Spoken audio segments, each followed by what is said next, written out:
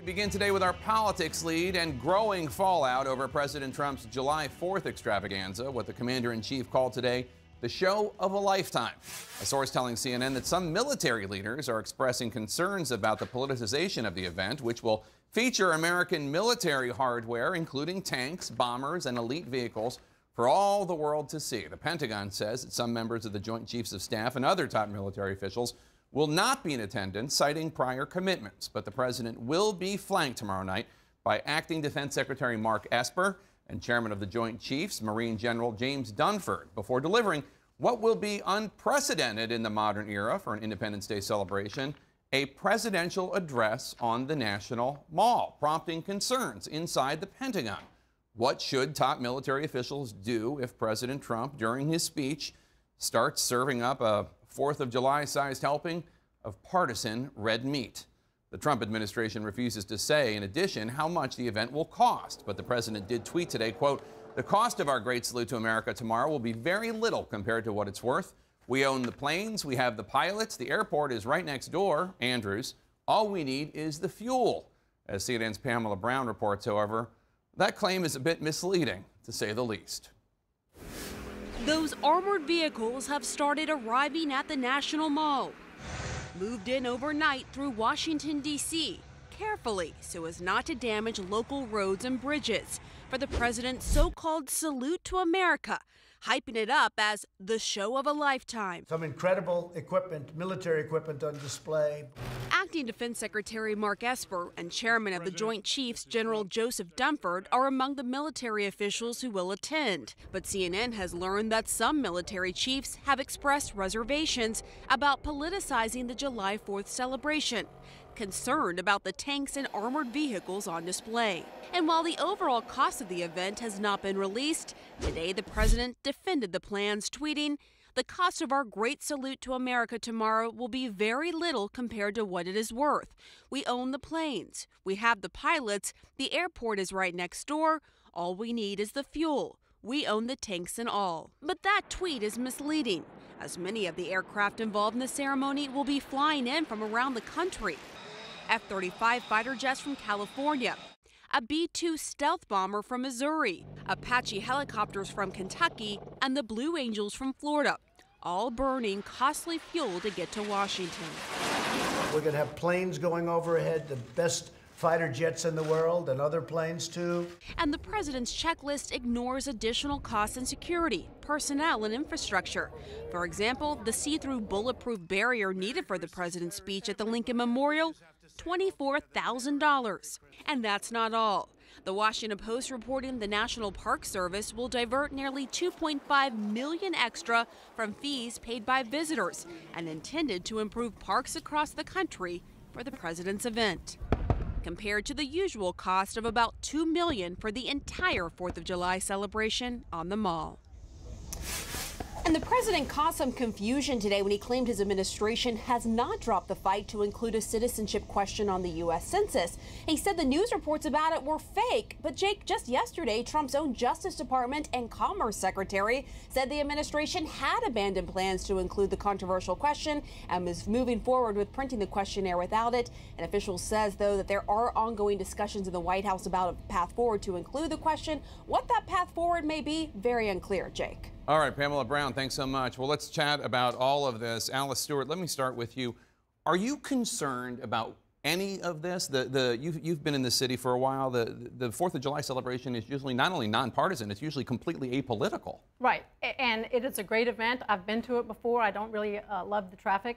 Look, I do have a problem with the president making it seem like this is the 4th of Trump celebration. It is not. It's the 4th of July celebration. But at the same time, I think it's great if he wants to liven it up, if he wants to make it a salute to our current military who are serving and fighting for our freedoms that this day is about. I think that's great. If he wants to give a speech that says, "God bless America" on our Independence Day, more power to him. There's so much criticism, though, that he's going to be making a political speech as opposed to a patriotic speech. Let's wait and see what he does. It wasn't long ago where he gave a speech in Normandy that was very presidential, very stoic. I'm going to give him the benefit of the doubt. That will be what tomorrow will be like. If not, we'll come back on Friday and we can talk about it. You know who's not giving them the benefit of the doubt is the liberal group Vote Vets. They are distributing 6,000 of these USS John McCain shirts in an effort to, I think, trigger President Trump, upset him, given the fact that the president is not a particular fan of the late senator. Yeah. No, I mean, look, here's the problem that I have with it. If we had any evidence to suggest that we could trust President Trump, then I would be willing to give him the benefit of the doubt. But just the way that he's talked about this, the way, I mean, the lies in terms of how much, or the misinformation, shall I say, about how much it's going to cost, particularly if you think about the fights that we've been having about needing more money to take care of the crisis at the border. You know, you can find the money if it's a priority. And I also think the administration is not thinking about, just think about the juxtaposition of those images of those children in cages. And here is Donald Trump, and there are these, things flying overhead and the tanks. Is that really the message we want to send about America? I think there's a much better way to honor our troops. And Sungmin, there's a piece that just went up in the Washington Post by Greg Jaffe, your colleague, noting that there's a real debate going on right now. What if these generals are standing there with the president and all of a sudden he starts serving up red meat? He starts attacking his enemies, political enemies. He starts bad-mouthing the press. What do you do if you're a general and you're sitting up there and you're seen as endorsing this? And that is going to put the members of the military in a very difficult position, because even at official events, a lot of times the president has this campaign rally feel at these again, these official events. You know, I was just in Japan and South Korea, where the last event that the president had before we left again for Washington was an event speaking to the soldiers at Osan Air Base in Seoul. But when we got there, it did have this very campaign rally feeling, and I think that's going to be a very difficult position for members of the military. We saw how difficult it was for the military and also for then acting Secretary Patrick Shanahan when the issue with the USS McCain came up. So that's, again, something that we're going to have to watch. And it'll be such a fascinating contrast tomorrow with all of the Democrats out on the trail doing the usual 4th of July thing, which we have all done, running behind the candidate along a parade route where it's all about, interacting at a one-on-one level with Americans. And I think that it's problematic for Trump in the sense that, these are the optics, especially with, we're going to have a protest floats flying overhead, the baby Trump float. These are the kinds of optics that remind people of what they don't like about him, that need for sort of self-glorification and to look like a big world power when everyone knows that we are a huge world power.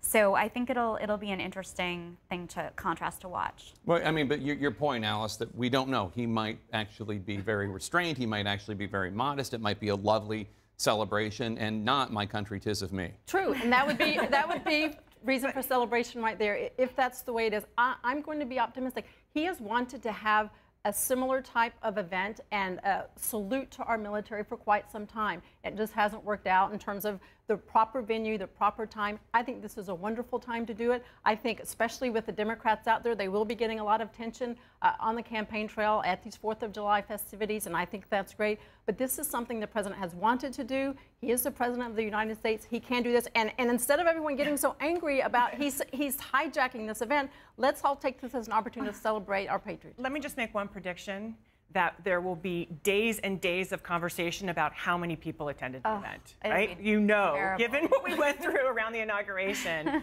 we will be fighting for days about what what the Park Service says was really there, how many he says were really there. It's always about size with him, right? That it's got to be this big event, this bold event, when actually, if you wanted to seem presidential, he could just that's what President Clinton used to do. Just go quietly visit the troops and shake some hands and thank people. Well, that's such an interesting point, because Mae mentioned the point of optics. I mean, a lot of people obviously come into town in D.C. for the 4th of July, but this is still a very Democratic area. There are a lot of people in the suburbs of Virginia and Maryland and in D.C. proper who do not support him, who did not vote for him. So does it, even the optics alone, have a backlash on the president? We'll see. Well, people come from all over, though, for the 4th of July.